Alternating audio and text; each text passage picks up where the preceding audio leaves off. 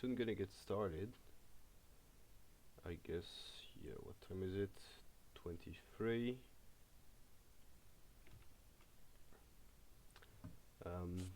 I hope people can hear me correctly in the chat. If not, just let me know.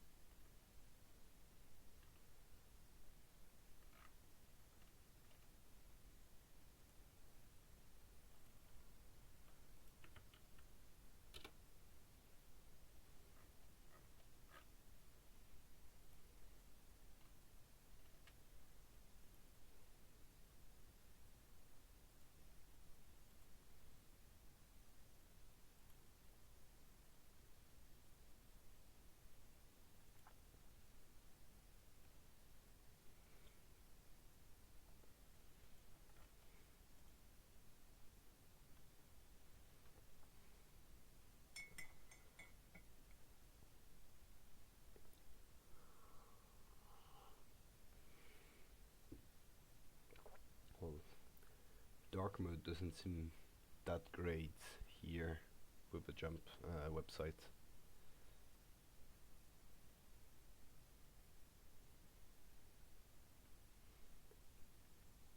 I'm not sure if it can be fixed in some way.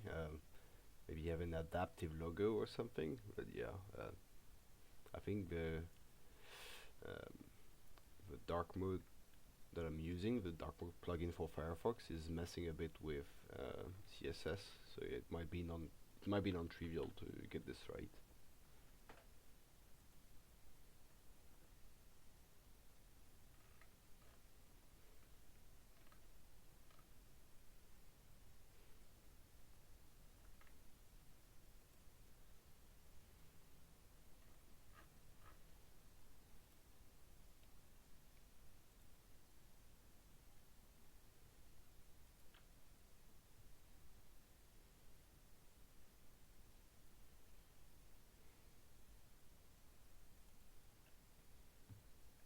So 28 shouldn't be able to start.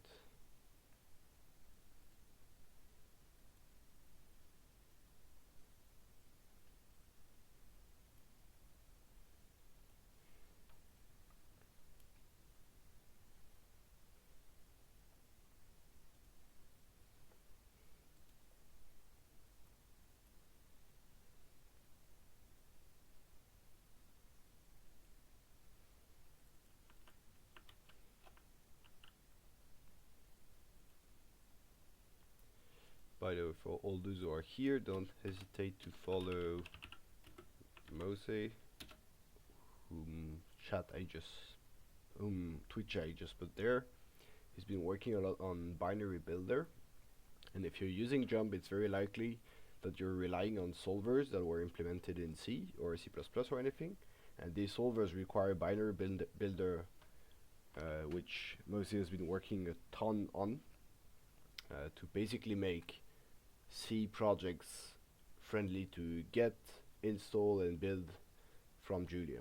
So you can use them now almost as your friendly pure Julia package.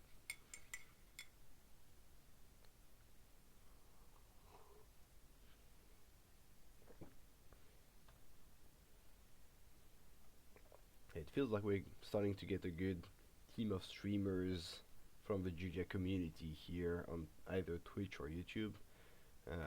People working on documentation, on crazy tensors like Cat, working on pure Julia optimization solvers like Abel.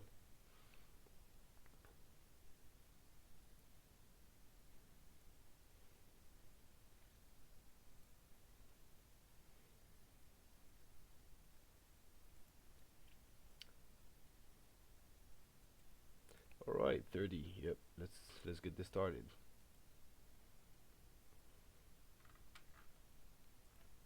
So, hi everyone.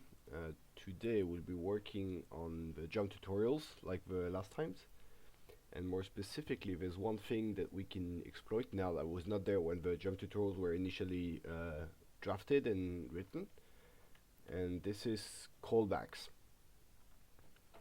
Okay, and callbacks.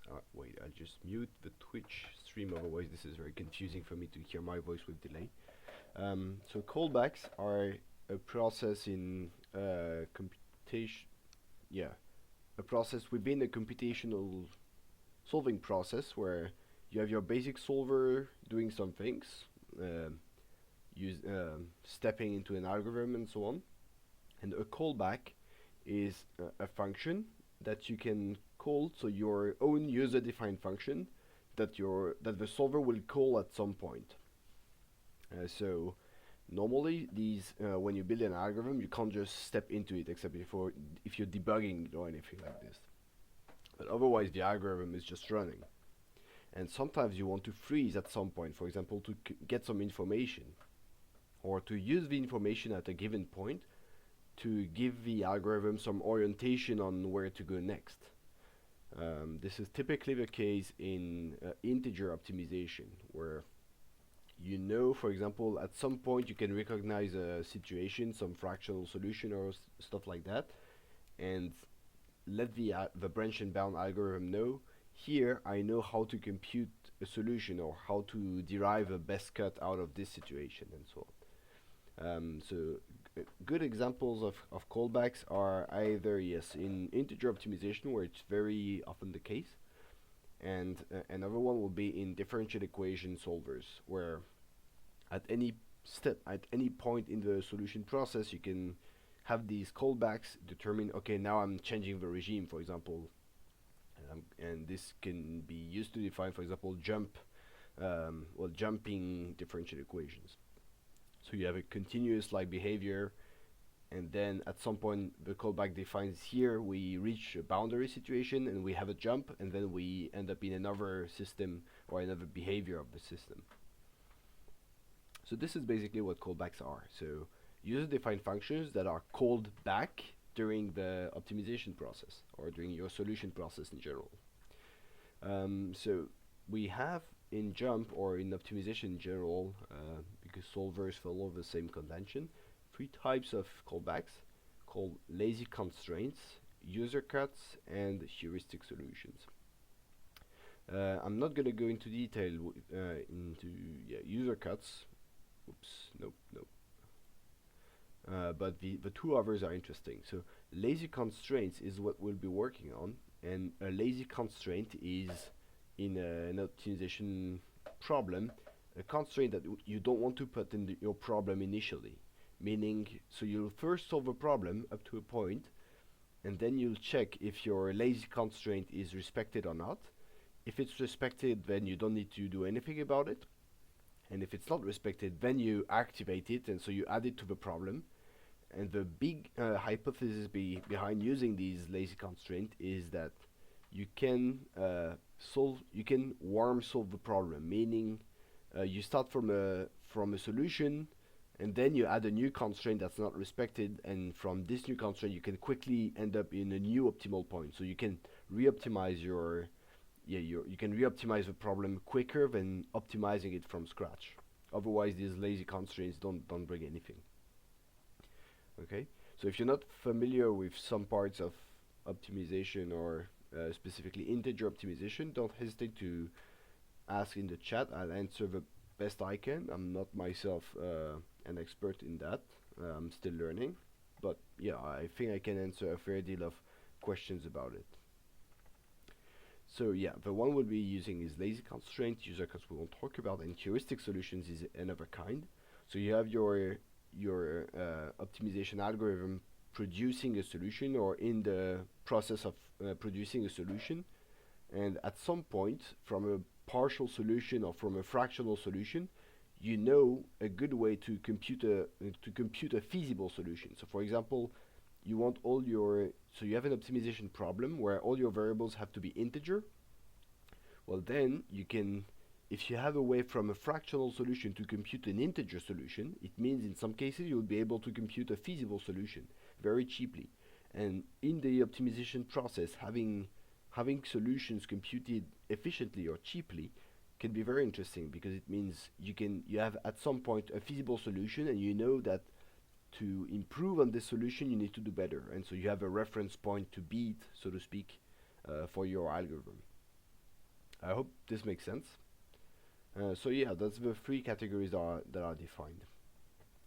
And so not all solvers support these callbacks, and namely for the moment we have these three.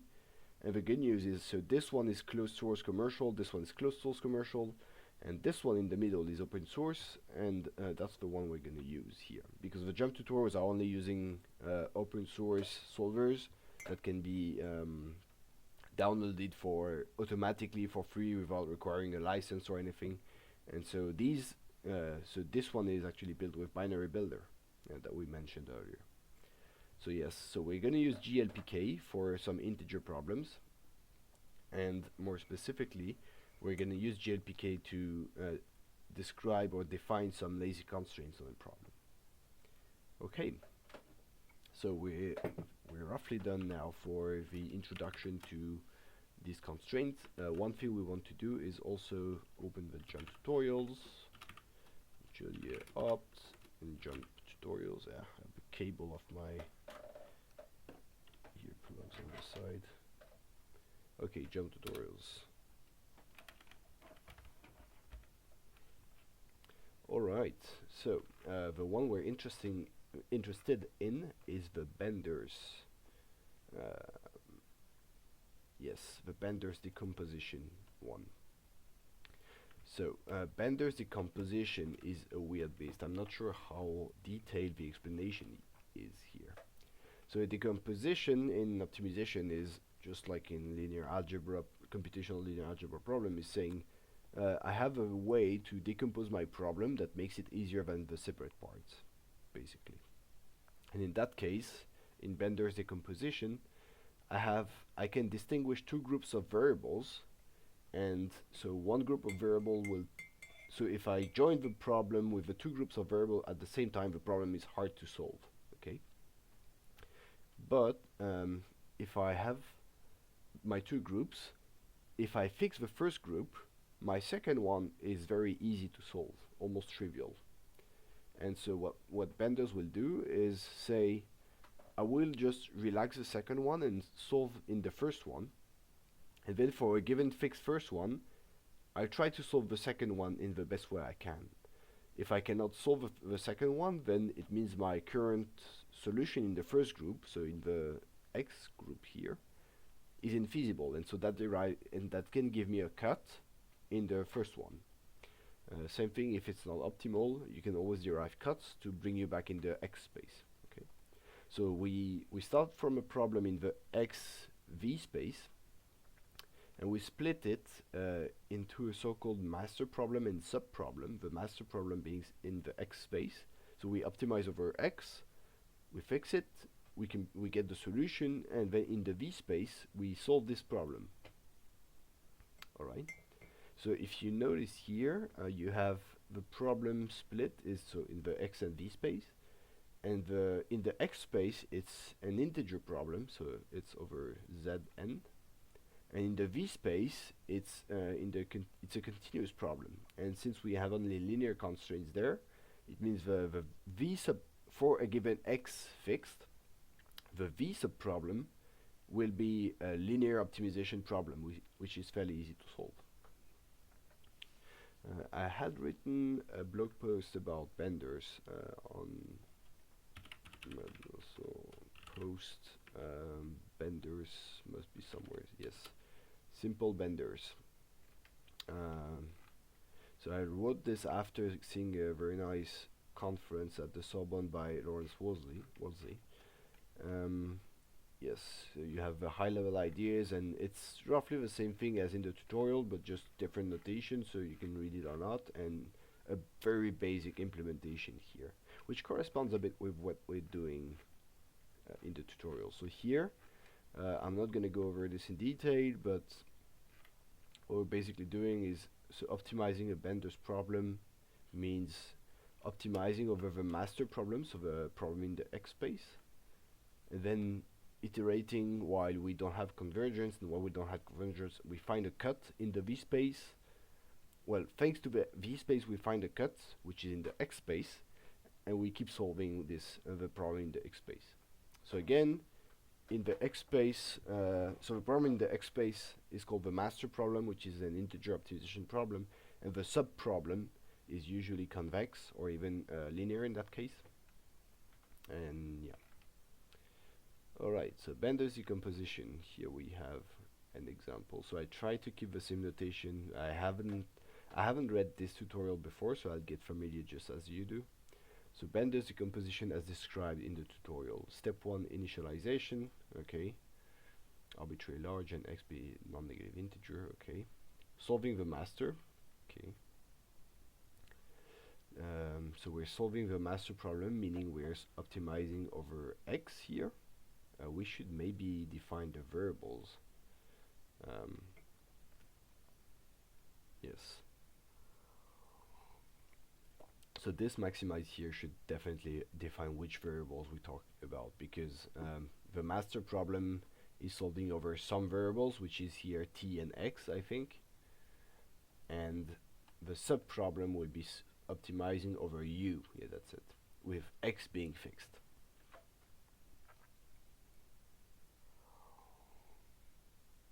So I won't go over everything, but if you want to read this tutorial, you just go from the JuMP tutorials repository, and you have in optimization concepts Bender's decomposition.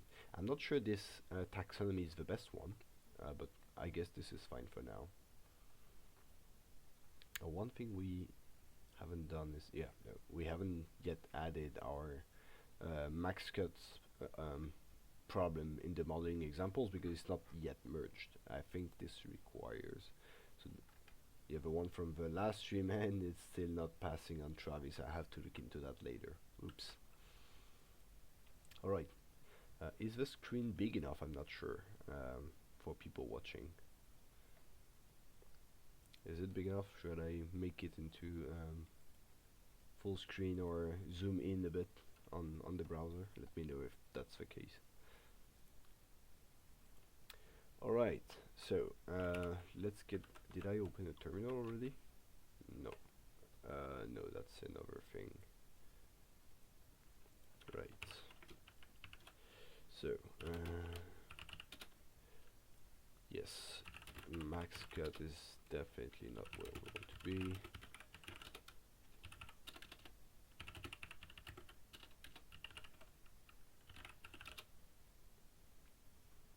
Okay, so we have some things added in master. That's interesting. So we are in master, and I think we can remove our what was in the max cut script that we wrote before. No, there's only to do here. To do is this, that, and that. Perfect. So in the to do list we had this, and then yeah, I think this roughly makes sense. So we won't post any issues for this. So we're on the last line of to do that I wrote like 2 or 3 streams ago, I think. Bender's tutorial, lazy constraints. Yes. Alright, so we'll go to the script, optimization concept, and benders.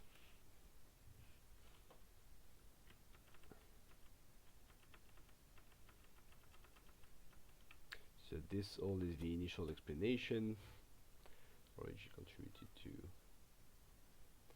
which is a lot. Okay, we only discuss the classical approach using loop here. The modern approach using requires solver callbacks, which are not currently. Okay. So here, this is exactly what we're doing now. Now that this has probably been merged, this means we can now use solver callbacks.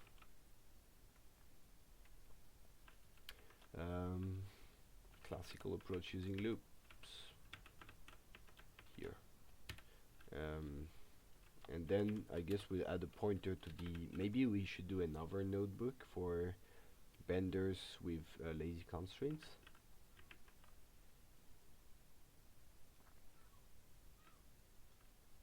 Yes, maybe we'll add a new notebook for this. So this will be CP script optimization concept, and then this will be benders lazy constraints. Maybe another underscore .jl, and then let's open that. Okay. I'm not sure we should keep the original author name. This should be kept in the Git history anyways, and it's not fair to people who come after you and fix all the things. So, but yeah, this is not up to me. So this notebook describes how to implement benders, the benders decomposition in JuMP using lazy constraints.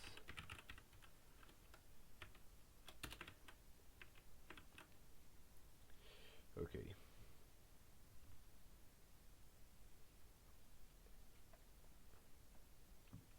To illustrate implementation of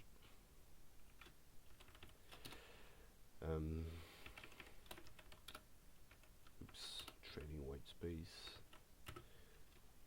we keep the same notation and problem form as the first notebook.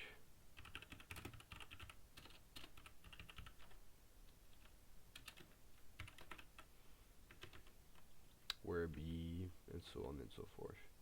Here the symbol stands for element y is greater, lesser than, equal to. Okay. Any mixed integer programming problem can be written in the form above. Yes. Okay. Wait, is that the case? Yes. Okay. Yes. Sure. So we want to English. We want to write the Bender's decomposition algorithm. I'm not sure we should. Maybe we should distinguish between the Bender's decomposition and the algorithm that's associated with it, because the decomposition is just cutting the two or splitting the problem, and then the algorithm is iterating and adding these constraints.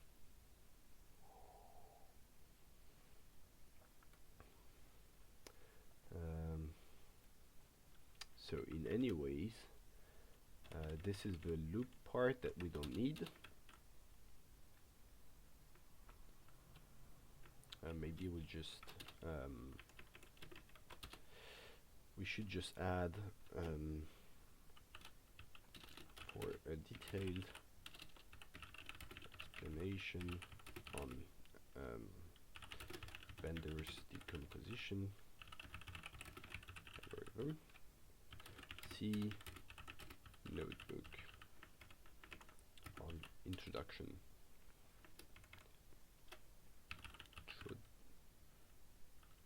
Introduction to Bender's notebook.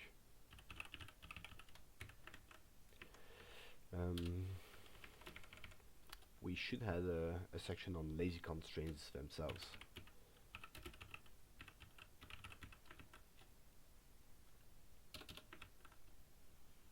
I think. So we'll maybe let this as to do for now. Add pointer to doc and explanation lazy constraints.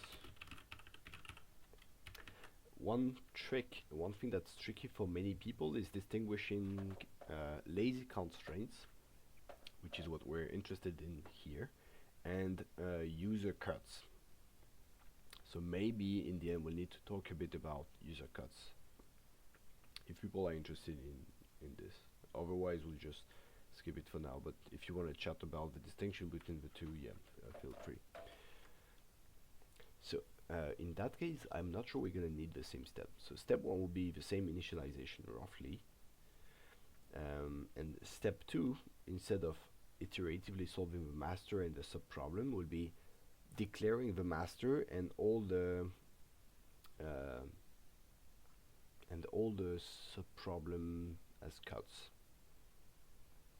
Let's see, how does this notebook work initially? Maybe it would be easier in a clear form. I don't know for you, but I'm not sure it would be great to switch between a dark window and a clear window, so maybe I should keep it here.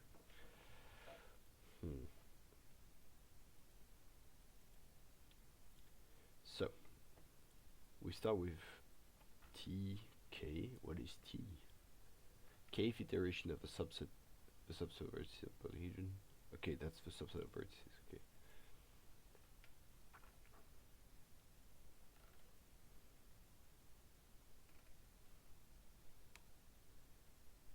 So yeah, this. So in the end, this problem is what is going to be solved in the lazy constraints. One thing we can do is predefine the predefine the problem before, instead of loading it in the lazy constraint. So we'll predefine first this subproblem, and the lazy constraint will just take this subproblem, take the x values from the callback, and compute and solve this problem. And in the end, this will derive either a constraint that we add to the master problem, or infeasibility, and that also derives a constraint.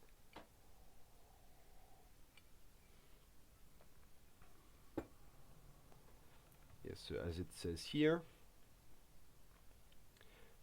if the value here is plus infinity, it means this subproblem is unbounded. If the subproblem is unbounded, the original problem is infeasible. And since the dual is infeasible, the primal was either infeasible or unbounded, and that's not very interesting. If this is minus infinity, this is unbounded, and if a dual is unbounded, the primal was infeasible, and that's not interesting either, because the primal is part of the initial problem. So in the end, if it's infeasible, it means your initial problem is infeasible and you have an issue. And this issue is specifically that you should not have this dual unbounded, so this derives an array that is in the end a constraint.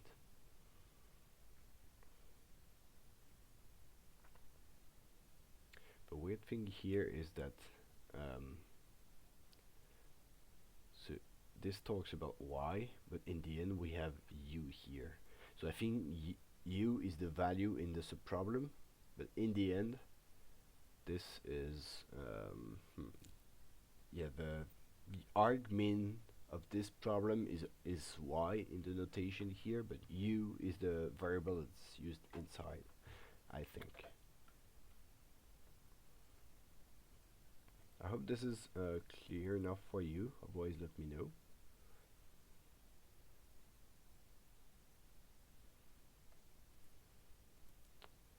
Right.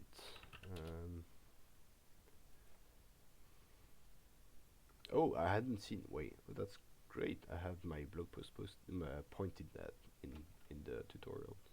I hadn't seen that. Okay, so yeah, sorry, I stopped there. So if if a dual is unbounded, the primal is infeasible. That's not interesting, and that's interesting because we can derive a cut because we want the primal to be feasible. And if the value is finite here, we either arrive at an optimal solution or a suboptimal vertex, such that we can cut. Or more general, I'm not sure my approach is more general than that, but yeah, at least you get the idea. So how to implement the banded decomposition algorithm in JuMP? One really cool thing we could do is automatically derive a dualization of a problem, because you need to formulate the dual of a subproblem. And for this we could use dualization. This package, which has been developed in the JuMP community during a Summer of Code project. And this is really great. This helps you automatically dualize an optimization problem that's written in the conic form. So if you have the opportunity to use this is a great package to at least try out.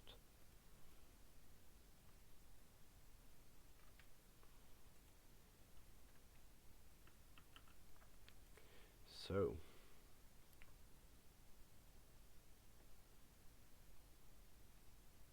oh, sorry, I hadn't seen Ludovico is streaming at the same time. Too bad.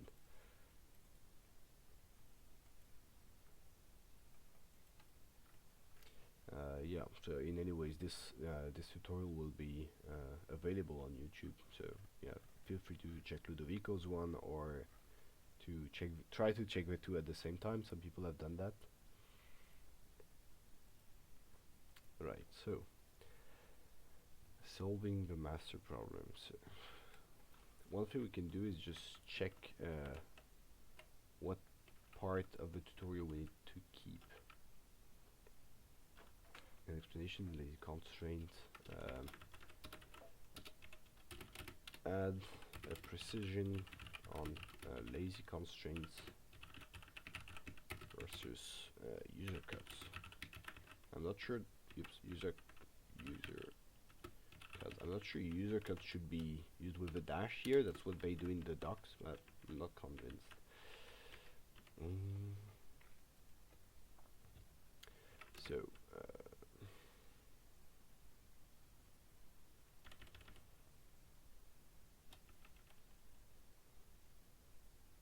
So I'm not sure we should keep the same reasoning of the subsets that are activated or not.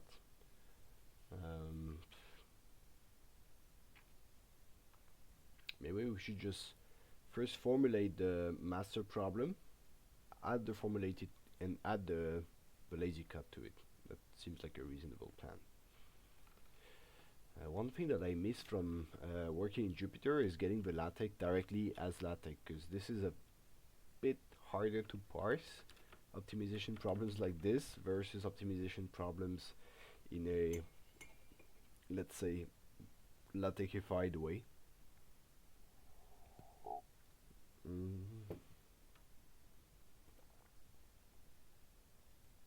Let the maximizer.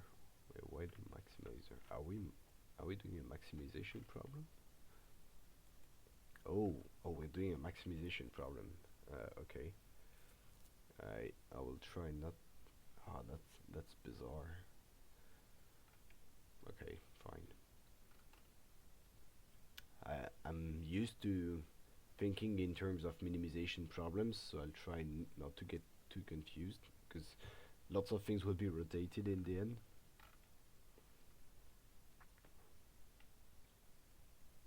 Right, so let's get directly to the algorithm. So we'll keep the same data, I guess.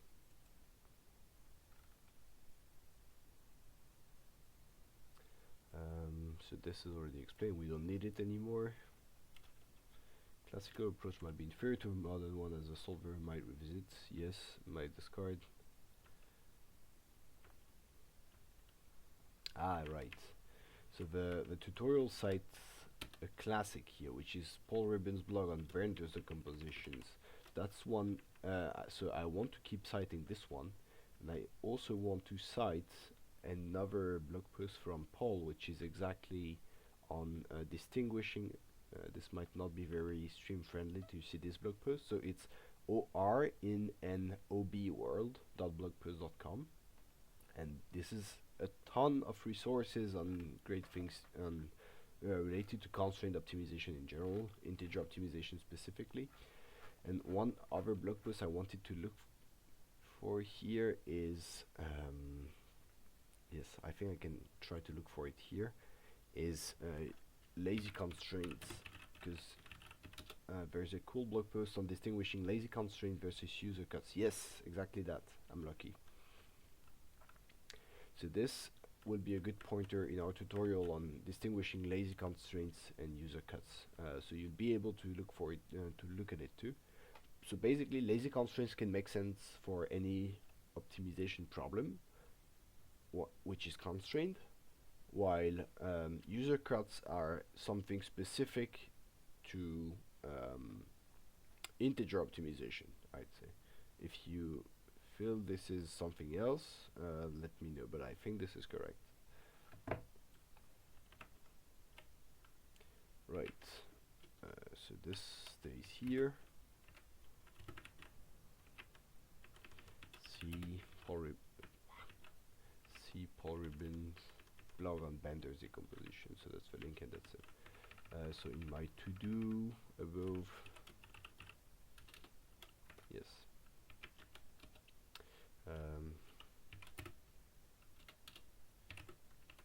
a great detailed explanation on the distinction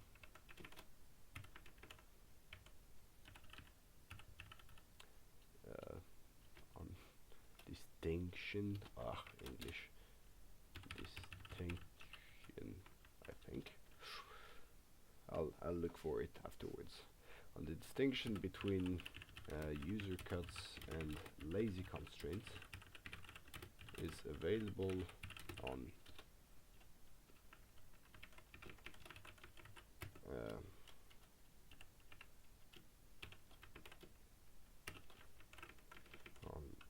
Paul Ribben's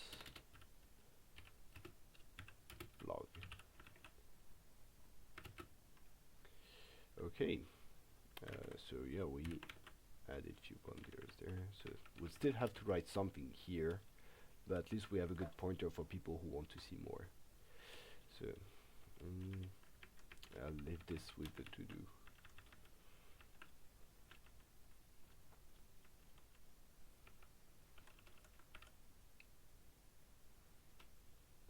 I don't think we'll need all the steps here. We'll just build the master problem, add the lazy constraints, and let the solver do the magic.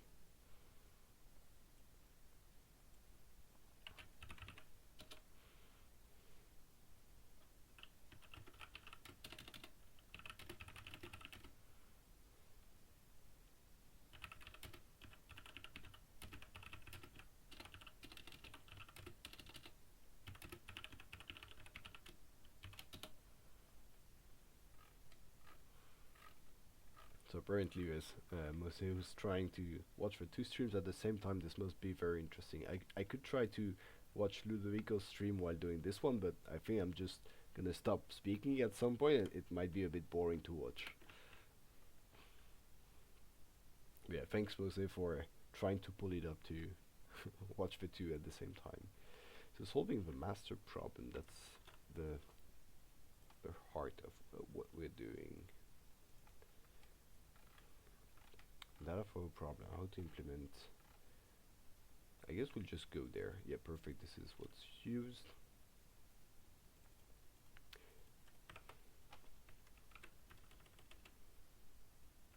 So I'm not gonna cite my blog post here.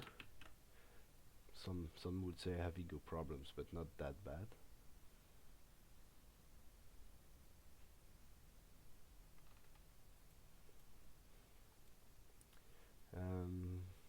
Integer programming way. Okay, that's a cool reference to have. So we'll keep the same things. Yeah, this will stay here. No, we'll not add classical approach. Loading the necessary packages, yeah, that stays there.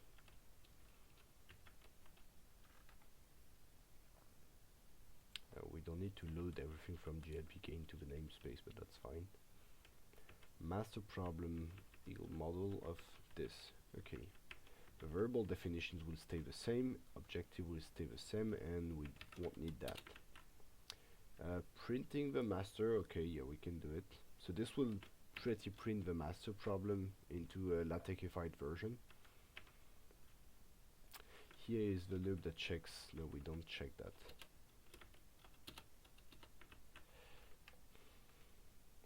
So here the loop is doing iteration number, print the master problem, optimize it,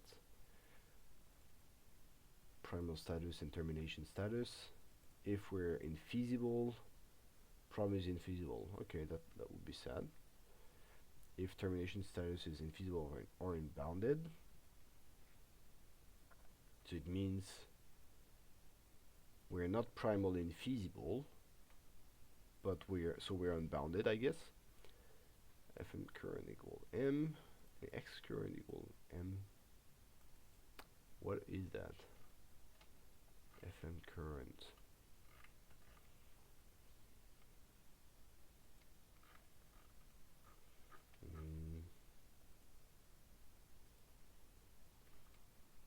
Status of a master problem is this, with current, Fm current, which I still don't know what it is, and x current, okay, it's the current iterate. Fm current is a value of t, so it's the objective, more or less. We could have used value of t, which is an epigraph formulation of the objective, or we could also have used just objective value over this, I think. C sub equal b minus ax a1. Okay, so this whole thing here will go into the callback. Right, I think we got roughly what was going on. Okay, so that's the whole thing would be defined above. So if we watch carefully here, the interesting thing about the subproblem of in Benders is that the subproblem is independent of x variable in its feasible space. So this means you can predefine the subproblem regardless of x, and then you only change the objective when x is modified. So this means this whole thing here can go in a different block. We'll add it to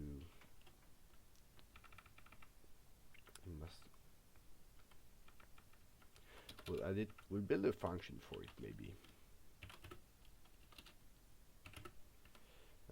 So this will be subproblem creation. And this will be so a function that takes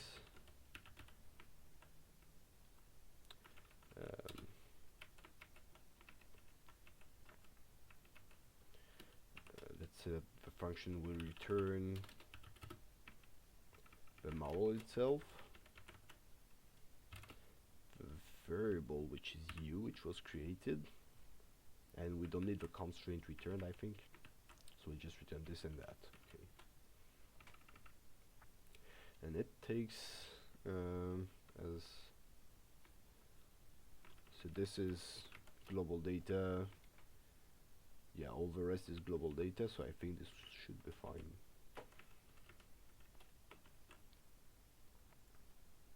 Maybe we'll have a problem and we'll need to pass it as argument instead of using some global variables. It might also be a bit cleaner.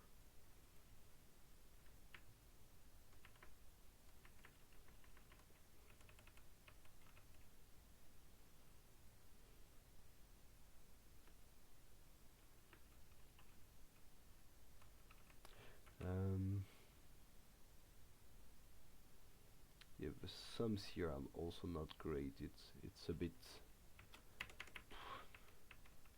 heavy to read, I think. Maybe we should just use a dot product here with a colon times u, so we can remove the size specifier. This is a bit shorter already. Cool.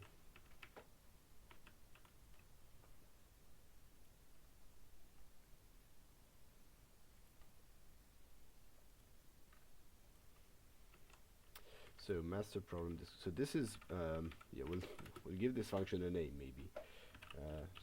Builds a problem.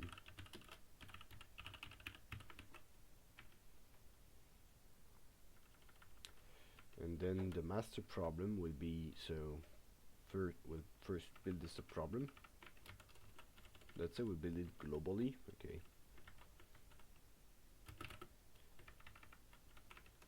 That's a problem. Okay. And so in the callbacks, we'll call this global subproblem model, change its objective. Oh no, this is subproblem and u, because we're returning both from our function here. And so yeah, in this callback, we'll change the objective of this subproblem to the new, to, well, depending on the x values, and compute a cut or say optimal.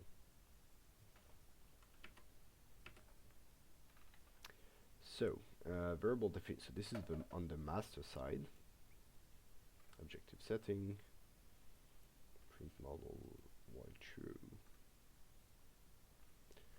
So we won't need the while true here. What we'll need at this point is defining our callback.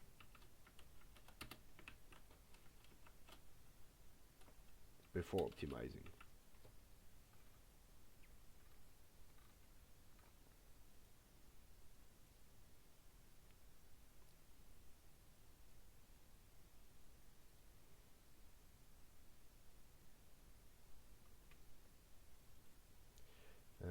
So here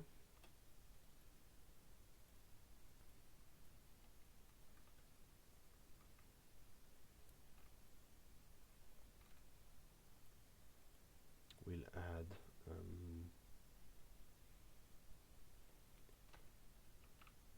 this is where the subproblem was initially defined,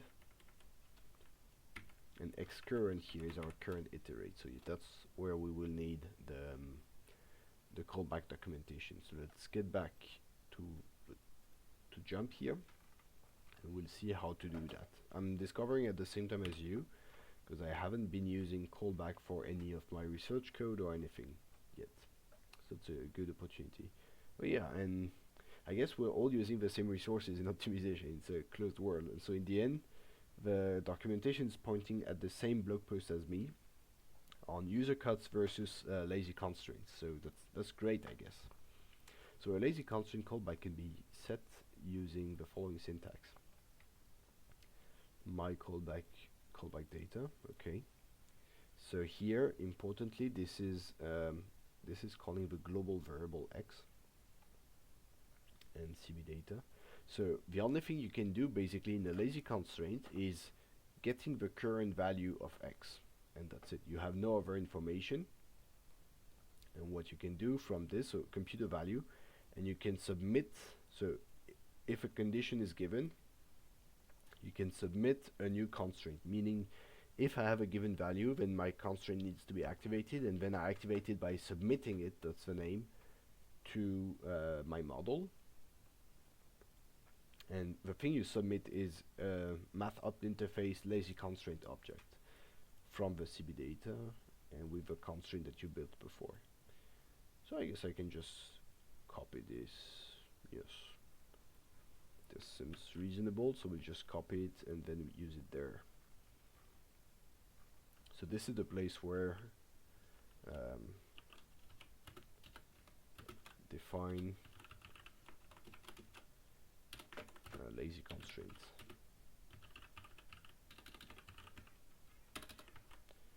So here, vendors lazy constraints.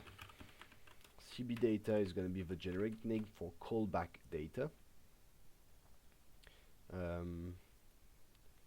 And xval is going to be, so I think they call it differently. We call it xcurrent. And x is still the real name of the variable? Yes, absolutely. So if xval is, so we don't need this condition. So here, xcurrent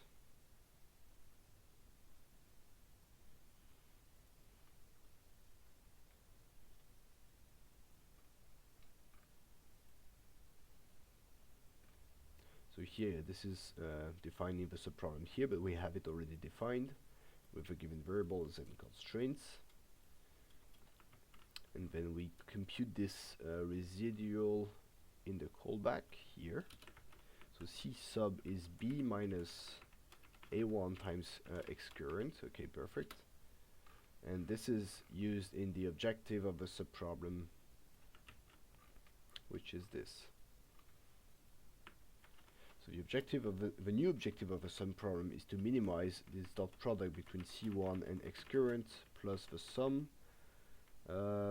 This could also be a dot here. Just dot of this and that. Shorter is sweeter. So we optimize it. We optimize this subproblem in the callback, and then we have to check different cases.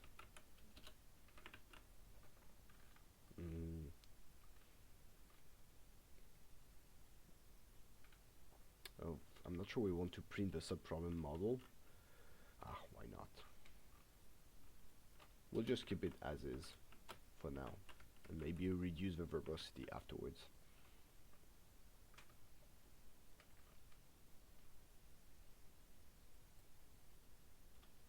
Okay, in the meantime, I'll try to do something and check what Ludovico is doing. Oh yeah, Ludovico is live. Cool. He's been live for 30 minutes. Alright, getting back to this. I don't think my multitasking capabilities are that good yet. Or that good, period, even.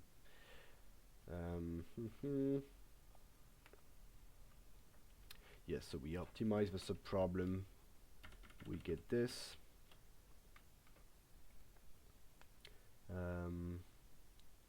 Okay, so this is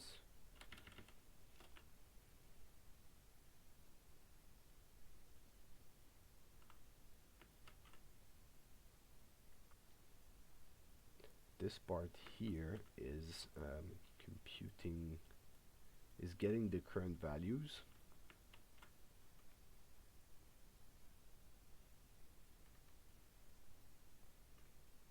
And this is where the termination status of a subproblem, primal status of a subproblem. So we have these different checks to do, just like the text part of a tutorial was doing. And uCurrent, this should actually be, well, this is just value of u, it seems. A broadcasted value of u, computing the float64 values that correspond to u. Less noise. Dot b, so this is, I think, the right hand side. This dot b and uCurrent, we'll check on the tutorial.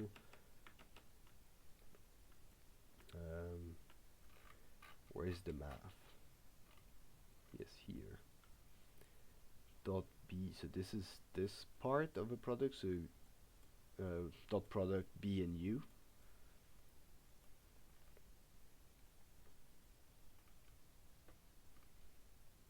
So status of a, oh sorry, you can't see status of a subproblem. I'll try to get this. Can I? Yes. I hope this is still readable. With two screens like that, let me check how it renders yet. It looks fine. Okay.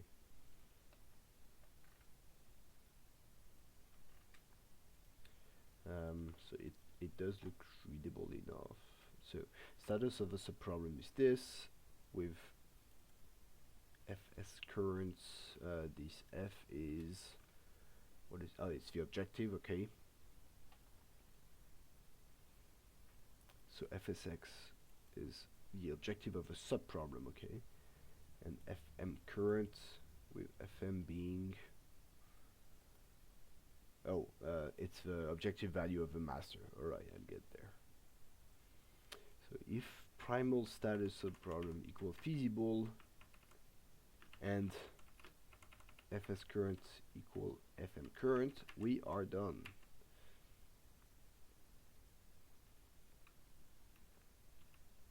Alright, because fm current is the value, the objective value that the master assigns to the subproblem, not the objective value of the master itself. Objective optimal solution of the original problem found. Perfect. So in that case, it's just if this we don't do anything. If p status sub equals feasible. So I guess we need these three conditions here.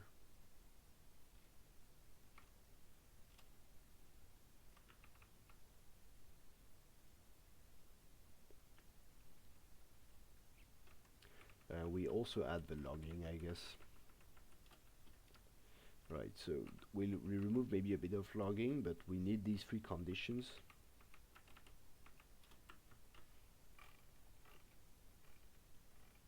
And this will go in our lazy constraint callback function here. So again, the notion of callback here is basically a function that you call back during the solution process. So it's precisely this function that will, from the solver, so our native C++ solver will call back a pointer to the Julia function, which is this one. So it allows you to define some code in any arbitrary technology you want. So in our case, in Julia, so it can be a pure Julia function. You can use any arbitrary external library and so on, and give back some values. All right, so I'll remove a bit of printing here. I guess I'll just re-add it afterwards when I don't understand a thing of what's going on. But for the moment, let's keep it a bit less verbose. So if this equal that, we are done.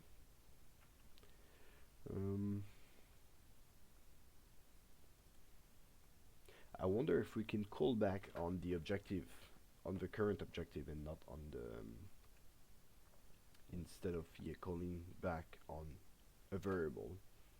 We'll check that in the tutorials afterwards, because this could be practical.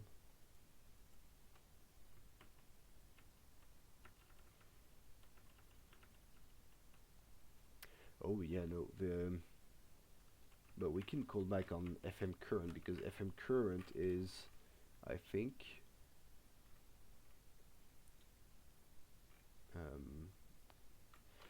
where was it again?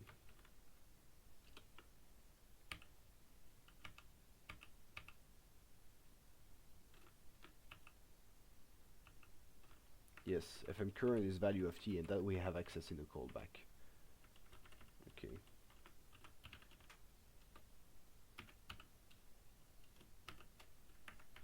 Yeah. Here. So fm current equal value of t.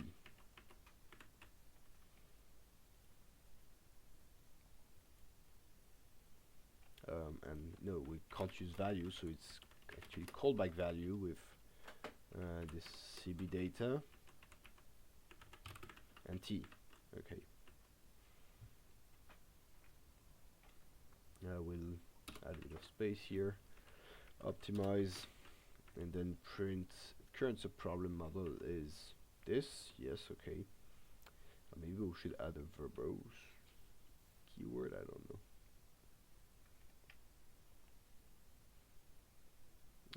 So T status, termination, primal, okay.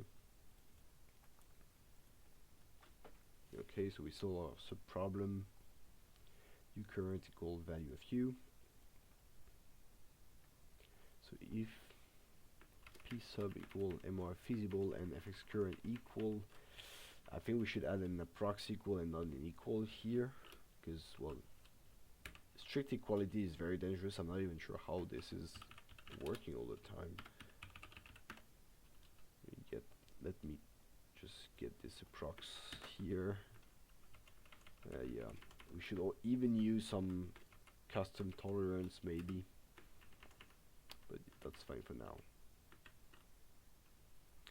So I'll just unzoom this a bit to get everything on the screen that we don't need. Optimal value or your general problem found, and so on. Yeah, okay. So we don't need to break here, we just need not to do anything. The optimal V is, okay, yeah, okay. If P status sub equal feasible and Fs, no, so the objective of the subproblem is smaller, then there is a suboptimal vertex, yes, absolutely. So in that case, that's where you want to add this constraint. And so instead of defining it as a constraint, this will be a build constraint. And ucon equal build constraint to this macro. And what was the syntax for this again? That was here. Yes. At build constraint, and we don't need to refer the problem, we just need this. So we just need to give it the variables. Again, I'll use dot instead of sum to make it less noisy.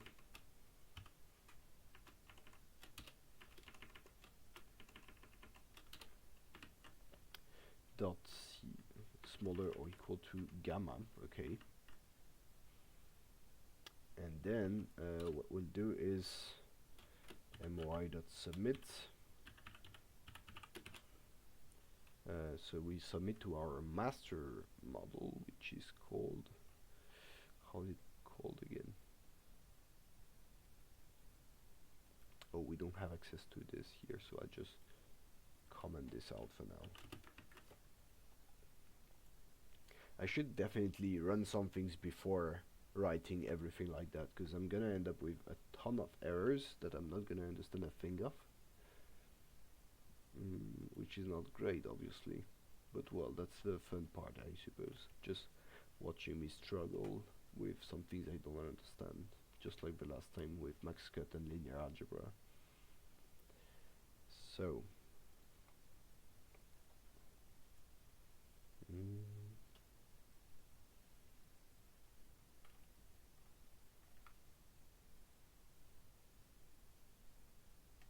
master problem model, okay. So we submit to master problem model this, we submit a lazy constraint, lazy constraint, how is it, and we pass it CB data, which is currently defined, yes, because we're in the function, absolutely. Callback data and our constraint name, so new con, and that's it. We'll just remove this,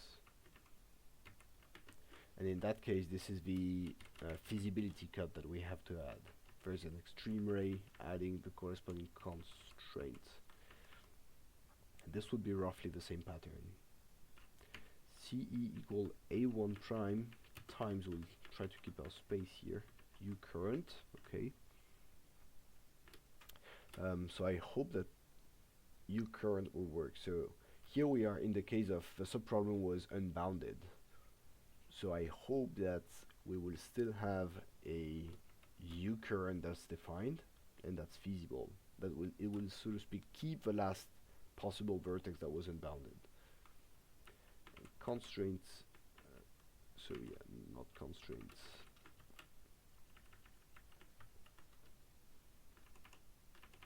So this here.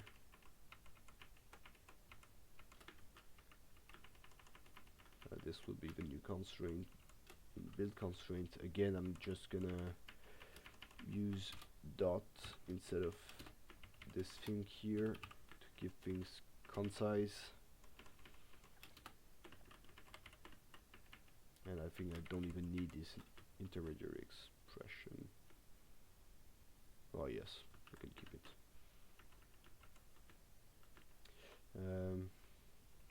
Well, we'll name the constraint as new optimality constraint, cons, and new. So this needs to adapt here. Oh no, here I did a small mistake. MOI lazy constraint just takes the CB data and then this thing here. So the submit takes the constraint I built. Like that. And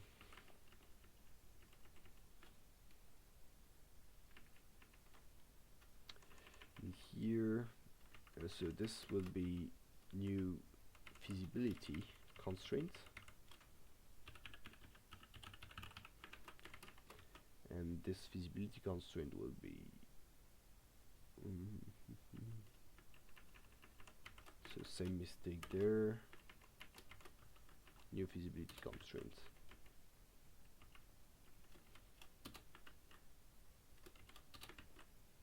Okay.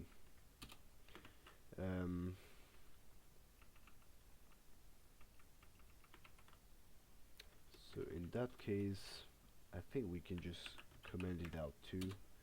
Just remove it, and we'll just add info. The info here will be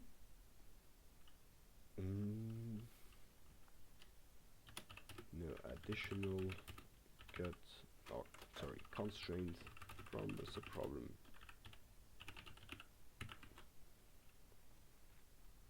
And we'll just not do anything. So this is just saying here we're all good and there's no additional constraint for the subproblem. And so since we're solving sequential relaxations, it means if at some point we're optimal, the relaxation is, well, if at some point the relaxation is optimal, and we can't find any additional cut to add, then it's a relaxation which is well, it's optimal for the original problem. Sorry.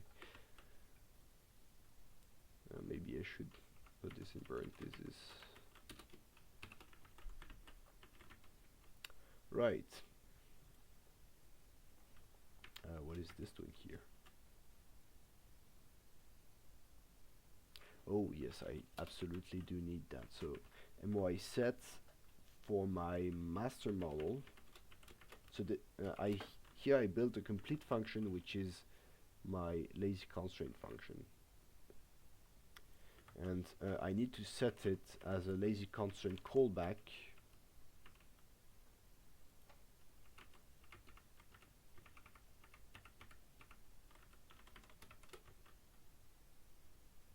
Bender's lazy constraint callback.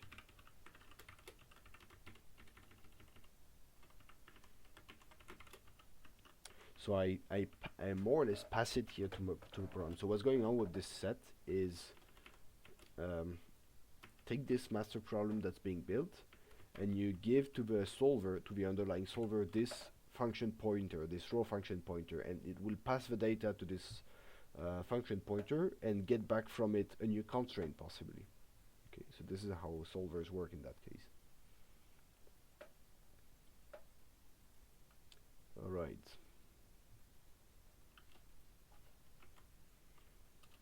So we optimize this. We set the constraint. We optimize the problem. And this should be the final thing here.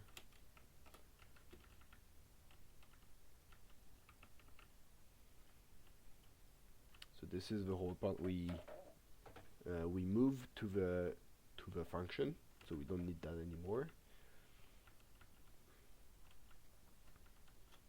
And that's it.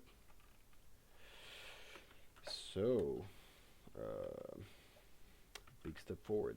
I guess we can keep the reference, and now it's going to be the tricky part. So I just speculatively wrote code here for maybe I don't know, 15 minutes, a bit more. How long has this been going actually? No way, not 1 hour. Yes, 1 hour, sorry. Okay.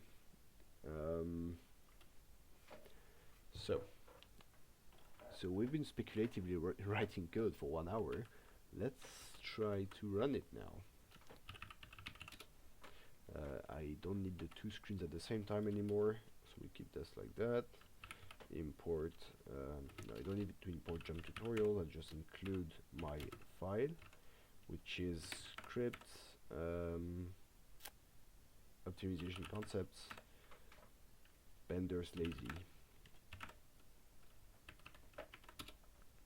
And I guess we'll get errors.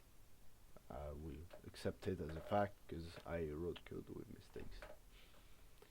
And so this means that it's gonna either blow up somewhere or we're gonna get a wrong result.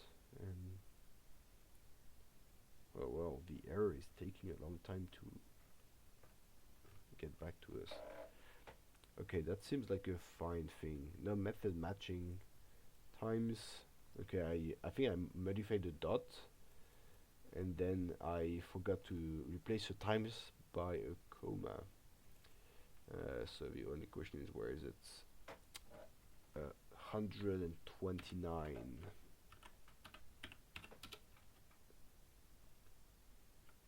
Wait, what? Oh, in builds a problem, okay. In builds a problem. 129, 121. Here. Yes, absolutely. And dot. This is okay. So yeah, just replacing, because I replaced the sum of A2ij times ui by the dot of the whole column here times the whole column there. So it's not too bad in the end.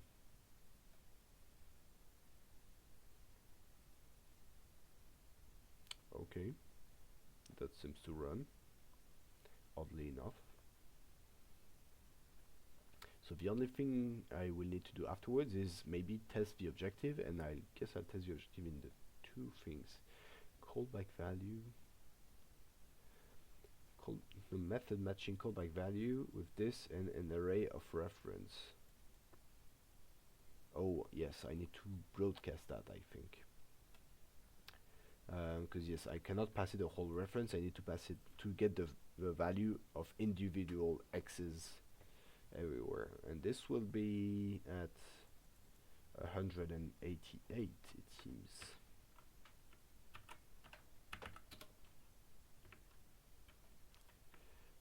Nope. No, absolutely not. Optimize. Huh, that's not great. Where is that call done?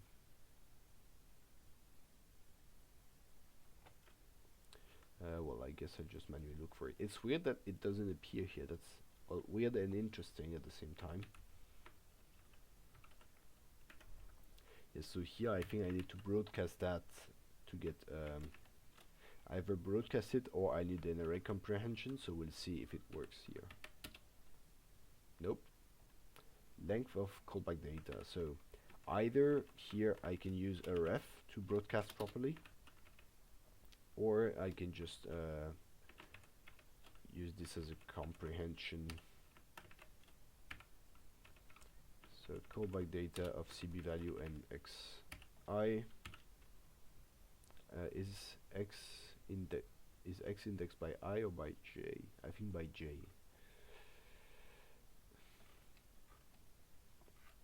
So I try to keep the notation consistent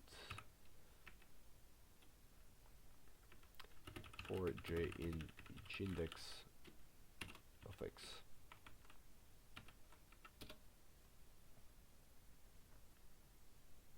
Better. New con not defined. Oh, yeah, classic. I forgot to rename my new con somewhere. Yes, that's absolutely not that, but that.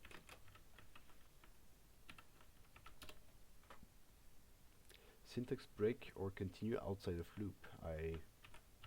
Okay. Oh, problem is infeasible here.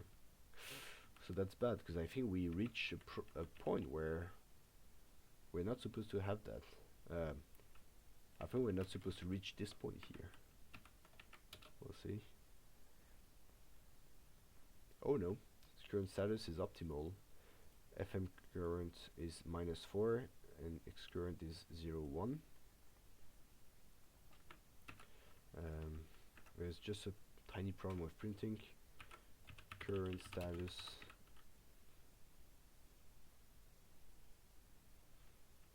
how is it called? The status of a master is yes, and I think we need a space here, but other than that this looks decent enough. So 0 and 1. Now the moment of truth, do we have the same thing in the tutorial? I hope.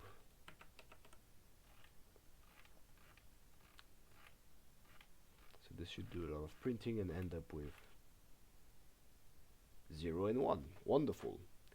And the optimal objective value is -4, so we get the same result. That's great. So we changed the Bender's problem here from a loop-based algorithm where you solve your master and you know you have to add some constraint of some sort. If you cannot find a constraint that you would add and that would cut the current solution, it means you're optimal. So you loop like this. And we've changed it to solve it once, but you tell the solver to add these constraints whenever they are violated. Okay. So I think the biggest thing to do now will be a bit of cleanup on things, but do we want to do it now? I don't know.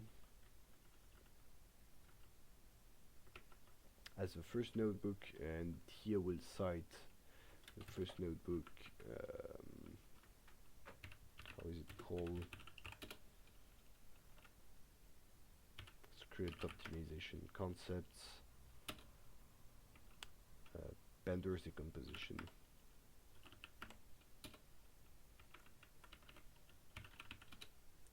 And this is just called Bender's decomposition.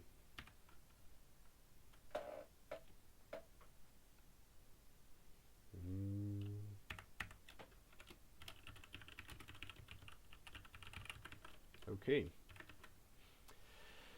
Right, so this was I have to admit easier than I planned. So it's still very messy, but we have something.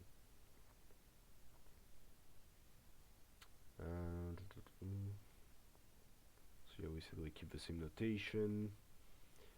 Or B, okay. We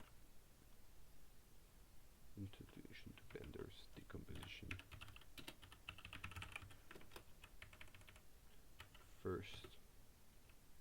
enters the composition algorithm, see the introduction notebook.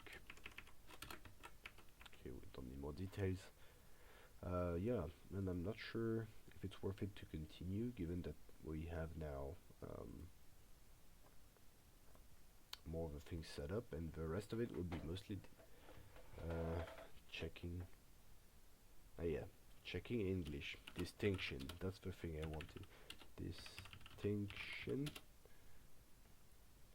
Okay, yeah, it's not distinguish, but distinction with only C's and not G's. I have a to-do here. Add pointer to documentation and explanation. Lazy constraint. Okay, a big part. Some optimization solvers allow users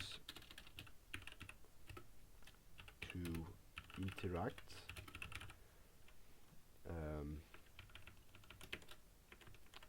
with them during the solution process.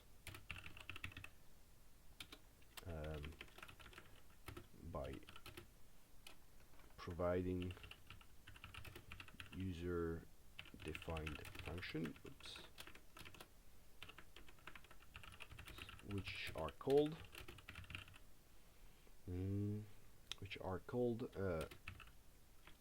triggered under certain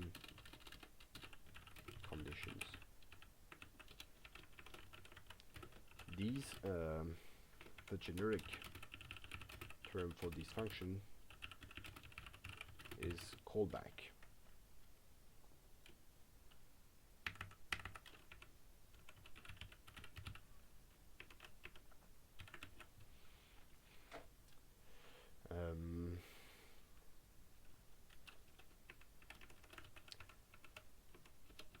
In integer optimization, main callbacks types are lazy constraints, user cuts, and heuristic solution.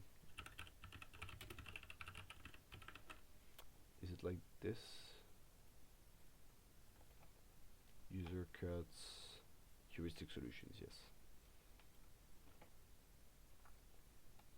Where was I?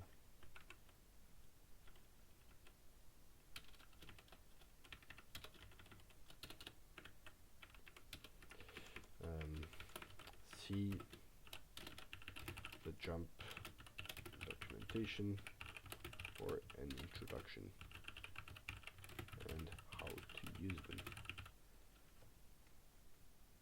on an introduction on how to use them.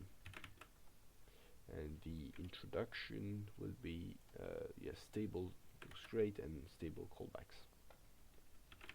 So we'll just add a pointer here to the JuMP documentation. Okay. A detailed explanation. We'll add a space there. Its explanation on the distinction between jacket and the constraints is available on Paul Rubin's blog. It's also available on Paul Rubin's blog.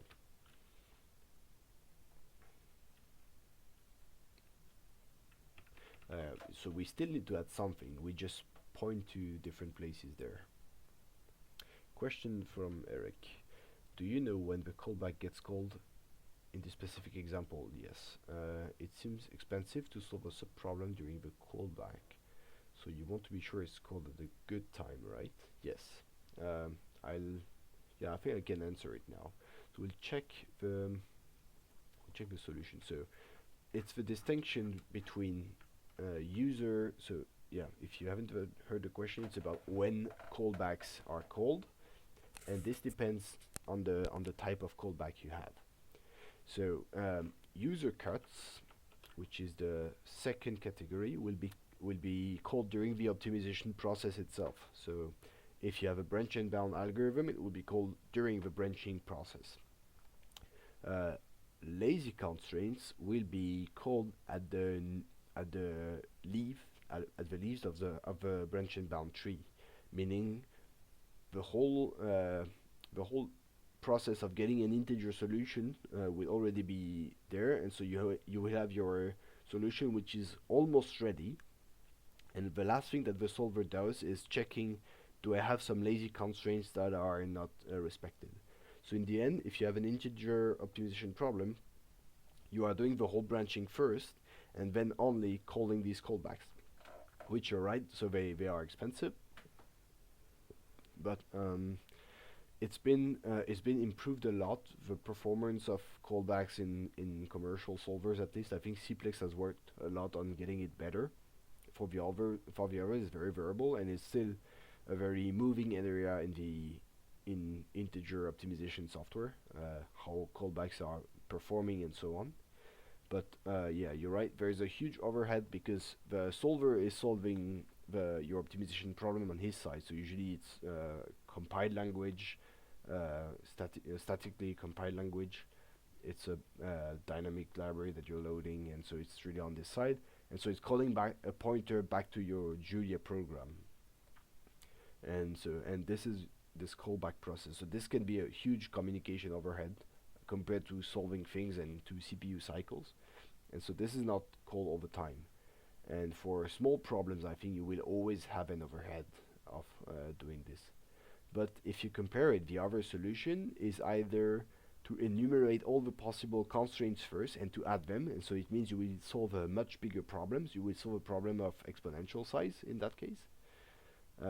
So that would be a first possibility, and the second possibility is what's done in the first notebook, and that's iterating, and so it means you rebuild the whole problem, the whole master problem every time. So that's not great either. So in that case, we are not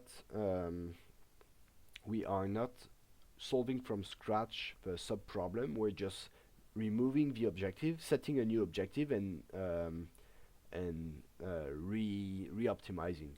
So it can be still quite efficient to do so in some cases. I think when you keep the same domain, so you keep you optimize over the same polyhedron in the linear case, and you just change the direction of your objective and re-optimize with that. So that's what happens at the sub-problem level. So I hope that answers your question. I hadn't seen it earlier. I hope I didn't miss your question by too much. No, okay, it was 4 minutes ago, so it's fine. So I hope I answered your question. Otherwise, feel free to ask some specifics if you want. In the meantime, I'll get back to this one. I'll just repost the question so it's streamed on both Twitch and YouTube at the same time. But yeah, thanks a lot for asking it. So I think I completely forgot to actually define in one word what are lazy constraints. Some solvers allow is callback. When the callback is defining a new function, a new constraint. Okay, some callbacks define a new constraint, which is only activated when necessary.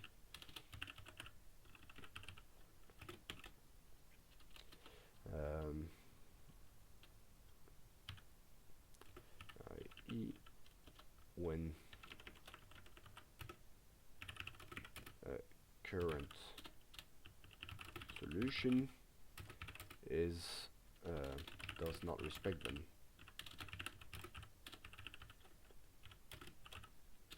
You can avoid building an optimization model with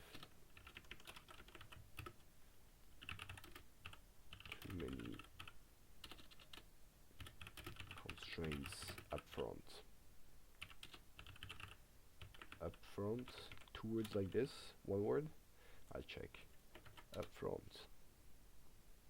Upfront in one word. Okay. Oh, As adverb, it exists as up dash front, but adjective is, oh, so both seem to exist.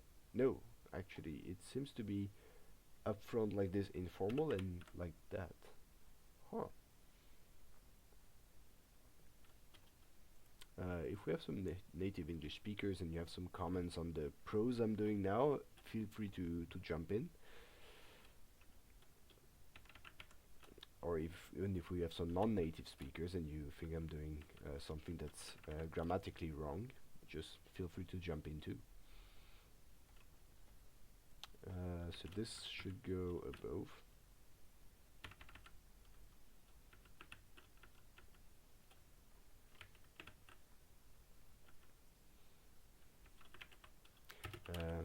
That is the case, or this is the case, for Bender's decomposition, where since the subproblem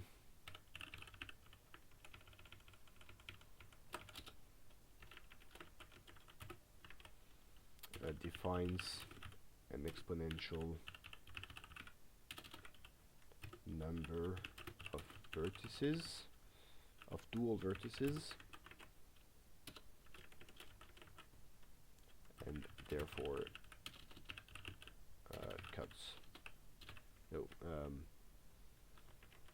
of vertices, of primal vertices, and therefore dual cuts. Okay.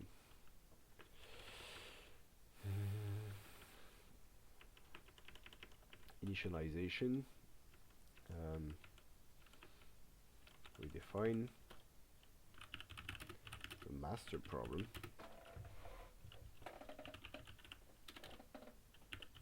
as done in the original notebook with the restricted set of variables and constraints.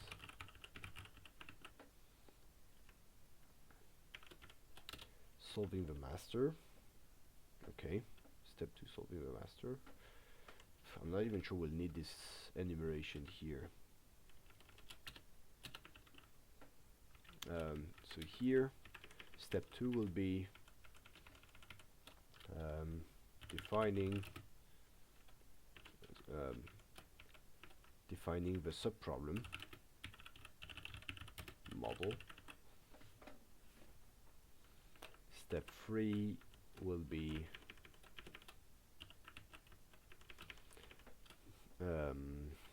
adding or registering lazy constraints, sorry. So I tend to make a lot of mistakes on, well, constraints vs cut versus cut, and yeah, this is really incorrect to do so. So I'm trying to resist and not to do that. So step 3 is registering lazy constraints, the lazy constraints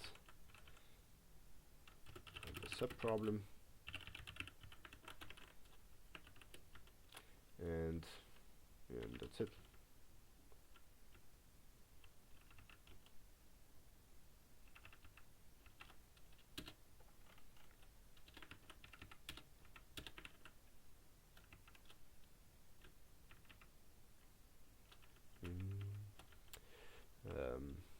We use the same data, the data from the original notebook, and change the solution process algorithm to leverage lazy constraints.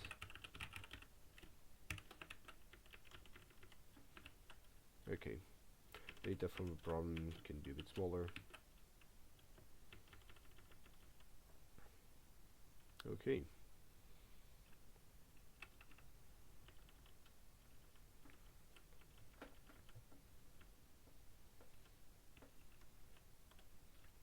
And I guess that's fine. We could add, so I think we're fine for the pros.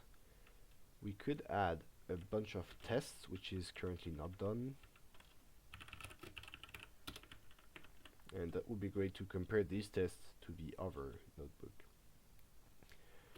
So in that case, we know that the objective must be 4, I think. FM current is approximately approx equal to 4. I think that was that, right? Let's check the notebook. So I'm basically going to cheat and just use the initial notebook and say I have to get the same thing as them. The optimal objective value is t. Okay, it's giving back t minus 4.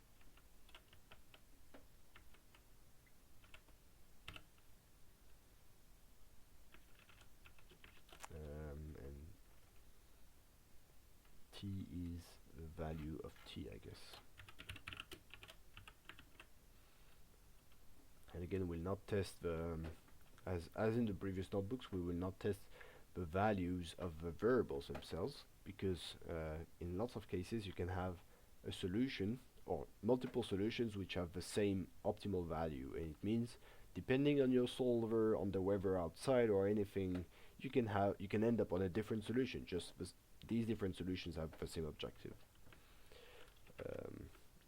Yes, we'll add this here. So we'll include the script. Test passed. Okay, perfect. We'll add that. So we modified a bit our Bender's lazy constraints. I guess we could do the same thing in the first notebook to understand what's going on and to keep things a bit homogeneous. But first, I guess we can commit on that. Oh, we will first absolutely change branch. So branch Bender's lazy. Bender's lazy. So, oh, I did change the other notebook already. Script. Okay, yeah, minor modification. So I first add my new script. Lazy. So that would be first commit. New script for lazy constraint. So one plan that there was by some other JuMP contributors, I'm not gonna name them here, not to put any pressure, but was to add notebooks specifically for user cuts, lazy constraints, and callbacks in general. And at this point, when they add it, we can just make this notebook point to it, because this notebook here is not focusing heavily on lazy constraints, just applying the same concept as before, but so of how do we do a Bender's decomposition in JuMP, but doing it with lazy constraint this time.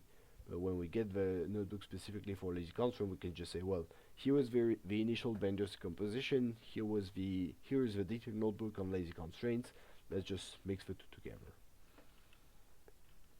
So I'll get back to, so yeah, one thing I'll do in the meantime is import JuMP tutorials, and oh no, yes, I will import JuMP tutorials, but from Julia 1.0, and I will generate the notebooks and the test from that. I am activated, yes. Import JuMP tutorials. And JuMP tutorials with file, and the file will be, is it modeling? No, it's optimization concepts.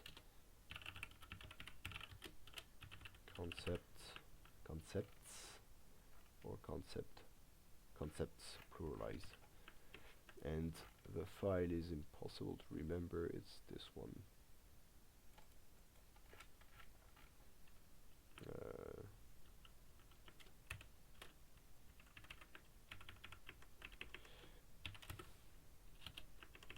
And yeah, we'll let this run on the side,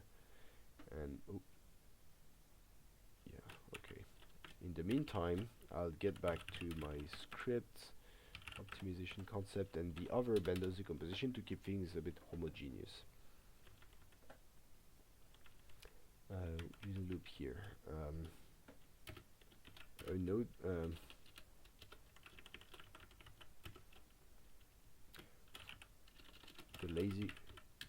The approach using lazy constraints is discussed, is showed in the other notebook.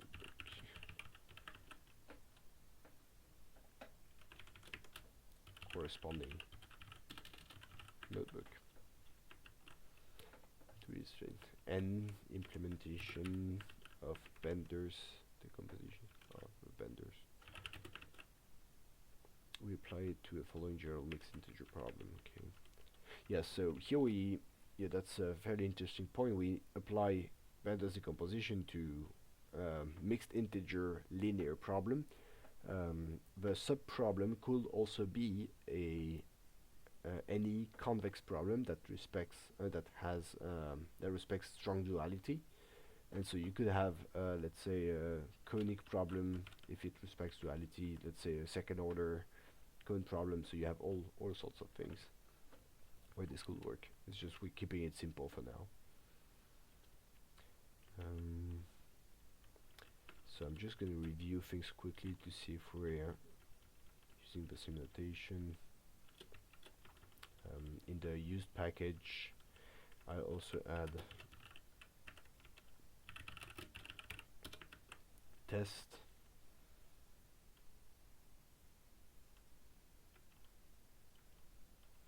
So I'm not going to touch the code that much except for the dot.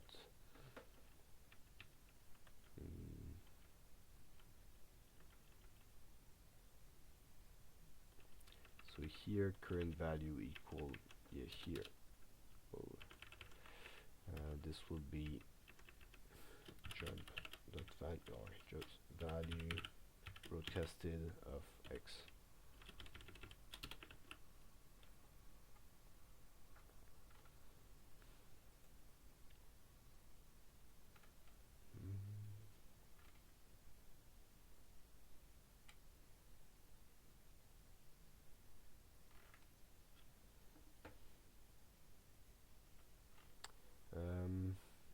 Maybe we'll add this. I don't like having assignments not at the top level. I find it a bit confusing.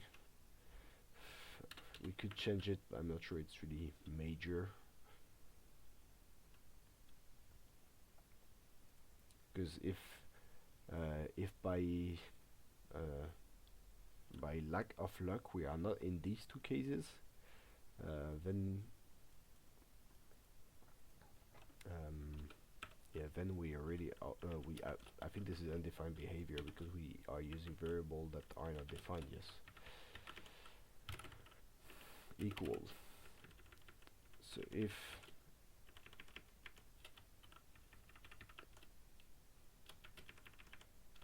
equal so if t status equals that fm current, so else if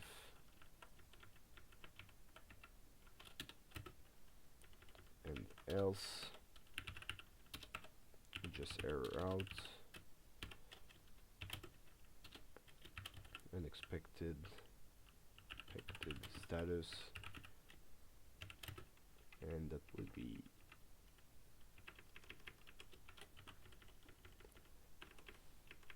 we'll just give the two status here.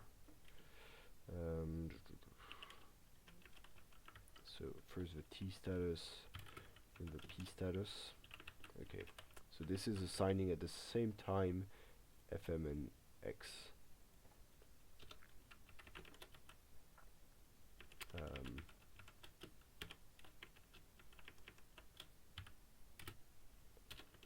There was no specific problem with the previous approach, but it's just I find it a bit clearer like that. Maybe it's subjective. We'll see. We'll see in the review. Maybe people don't agree with this, and I would be okay not to change that. It's just I find it weird to have undefined behavior if you don't get one of the two branches that were there before.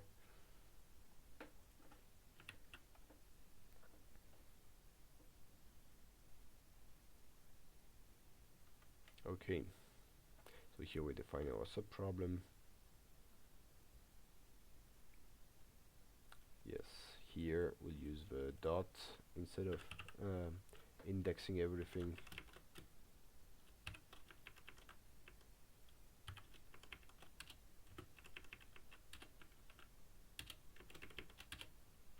We don't need the I anymore. Try not to do the same mistake size that I did before. Second argument, constraint macro.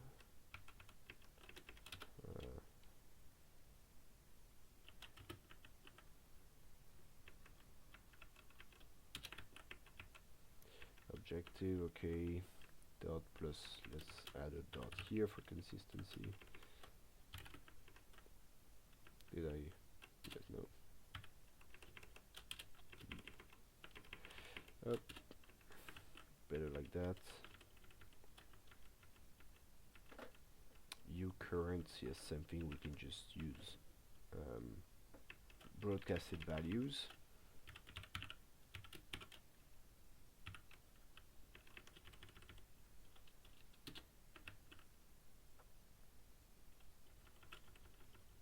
This is all fine. Okay, and that I will just not touch this because, yeah, maybe, okay, just that. Same thing.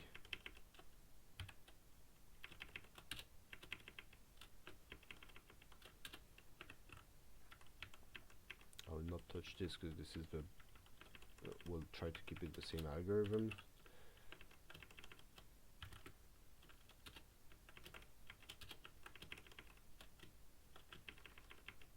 Okay. CETX. Okay, this is a bit hacky here, but it's fine. So it's just to print CE transpose X. Okay. Now one thing we could do is just keep the number of iterations in the new notebook that we did. That could be interesting, just to see how many times did our callback get called, because we can do that.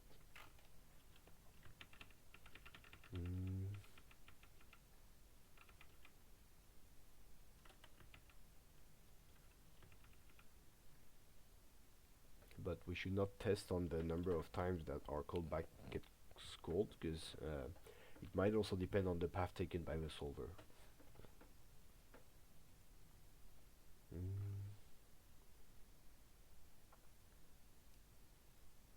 Alright, and I think this is it.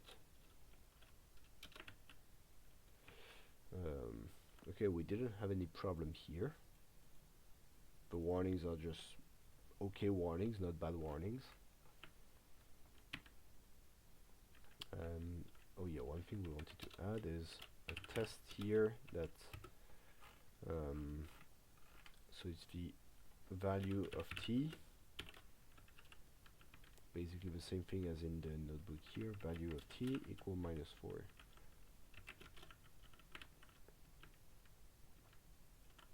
So if I include, and now instead of lazy, including the other benders, so it will be decomposition.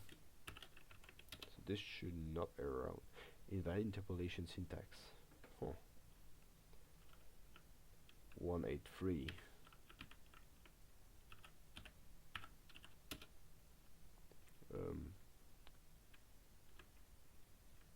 Oh, invalid interpolation. Did I? Oh, I need to topple it like that, I think. Yeah, you cannot pass different arguments to an interpolation, I think. Okay, it has passed. Wonderful. And everything is still fine. Status of a master is, we'll also modify this to add a small space there, and that's it.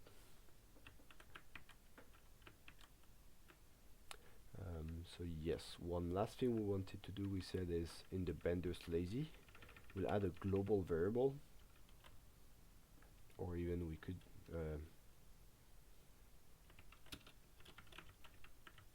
or this will be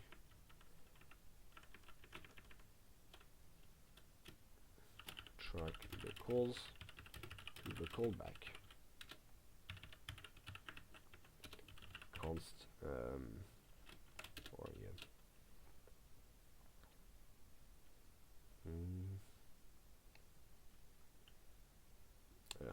call this? Well, we'll call it the same way. Did they iteration number item, okay, just call it that.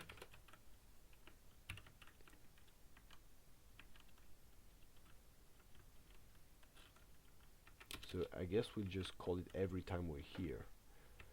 So this needs to be a global variable equals 0.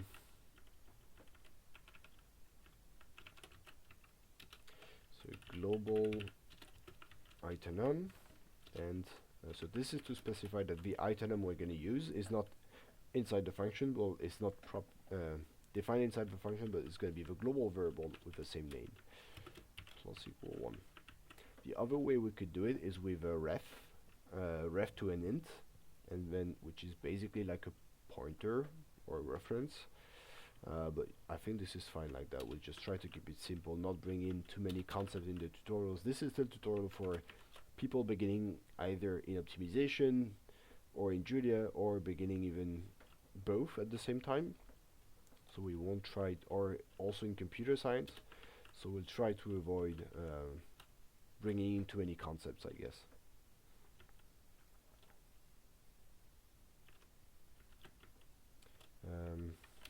And info. Oh, I know, we don't need total number of iterations.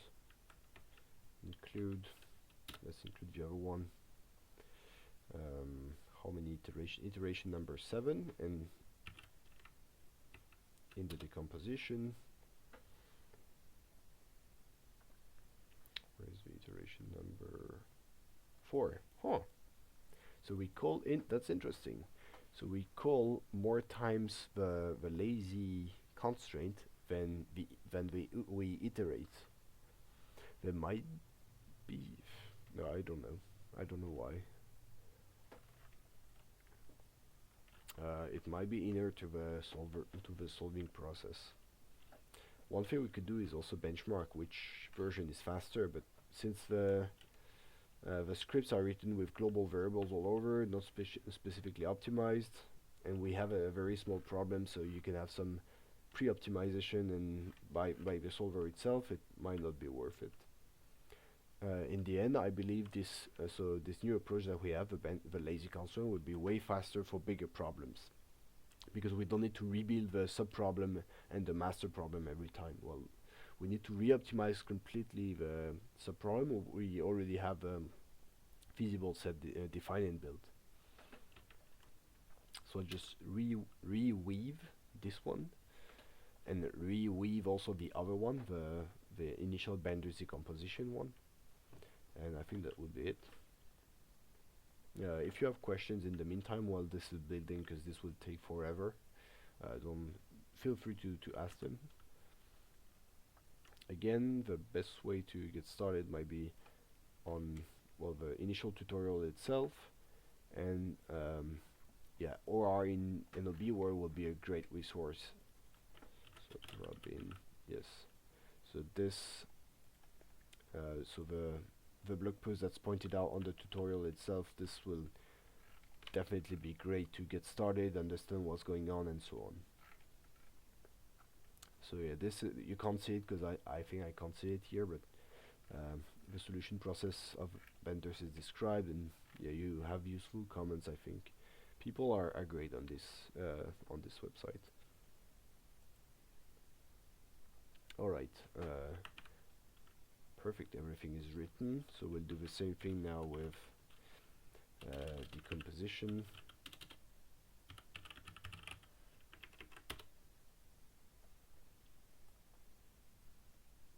And then we'll just run the tests once to see if the produced tests are all correct, but even not producing any error, and then we'll be good.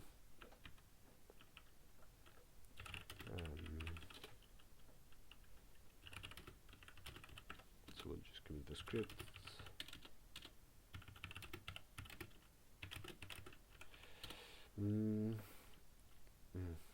Added iteration number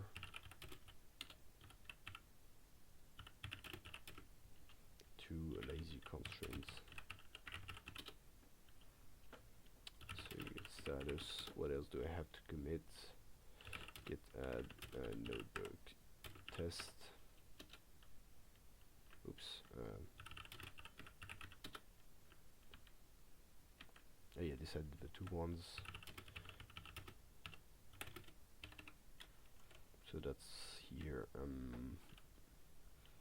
Generated tests and notebooks. And that's it, we don't have any more things, so I can just push this. Bender's lazy. Alright. Yes, tests, right. I'll just run the test on the side. I think they should all pass, because we just have one test generated from the script. So it means it should pass as long as there's no erroring out, which should be fine.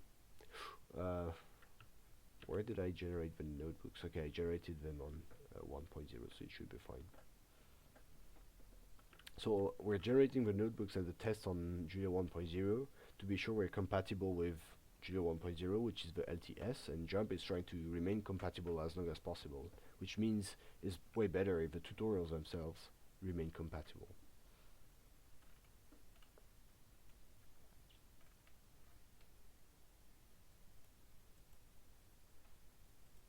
Alright.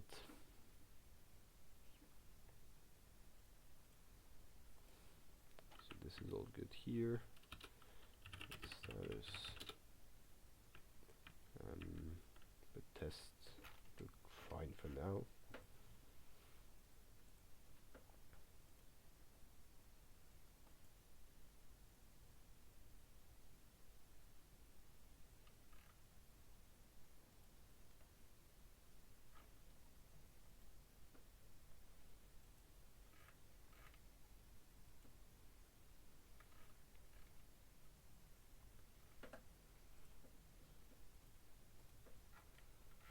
This is fairly long, well, in the meantime, I'm gonna check what Ludovico did on surrogates.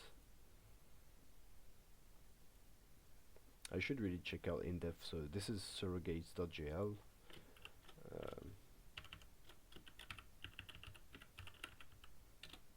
Which is mostly optimization surrogates, but for, I think it's for the differential equations ecosystem, mostly.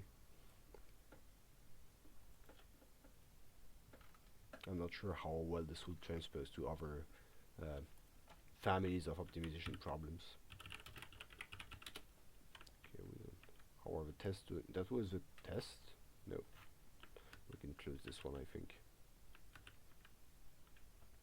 Okay, the tests are still running.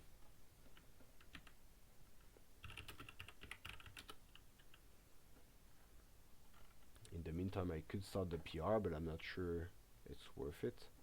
Now we can start the PR. Yes, let's compare and pull requests.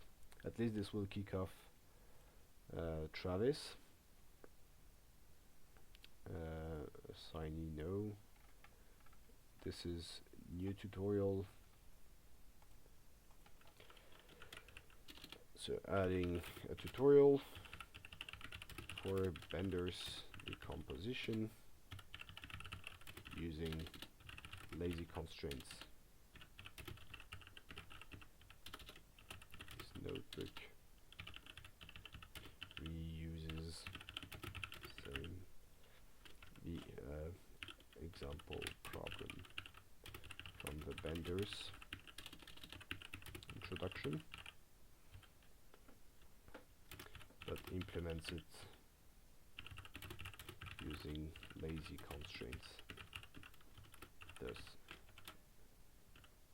and demonstrates their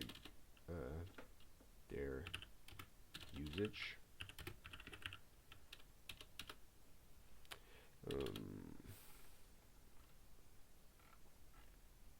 Yes. Okay. So at least Travis will be kicking off because this is fairly long. In the meantime, how are our tests doing? Still no errors, so we're good. Alright, this has been running the vendor's problems. That's nice. If we don't get errors here, we won't get error afterwards.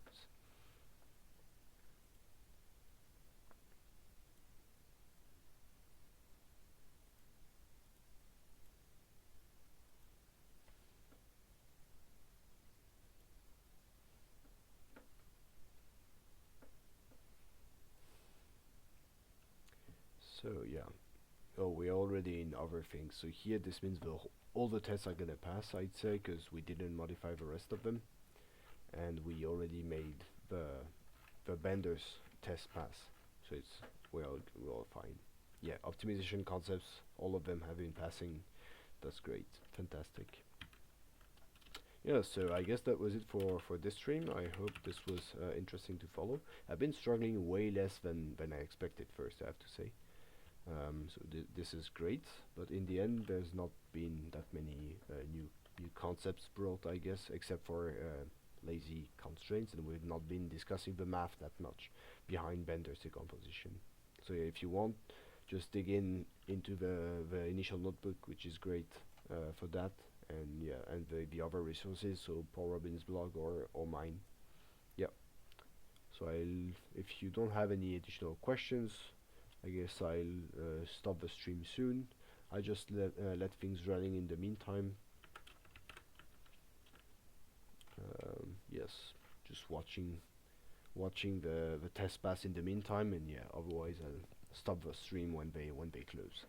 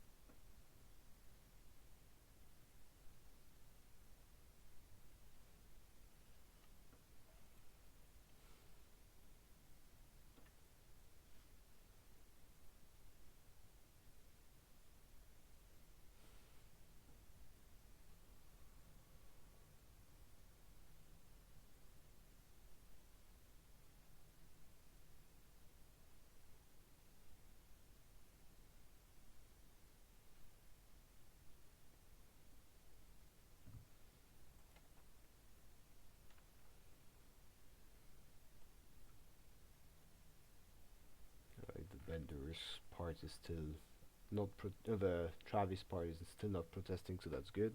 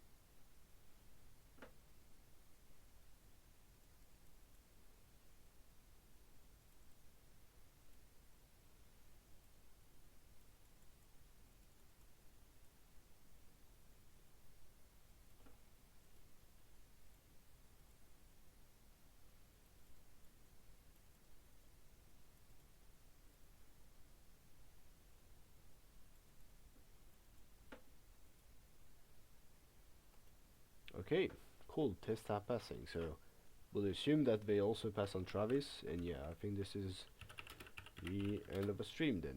Thanks for watching, and yeah, don't hesitate to reach out on the Julia Slack or anything else if you want to talk more about things, or on the JuMP Gitter if you want to chat more specifically with JuMP folks.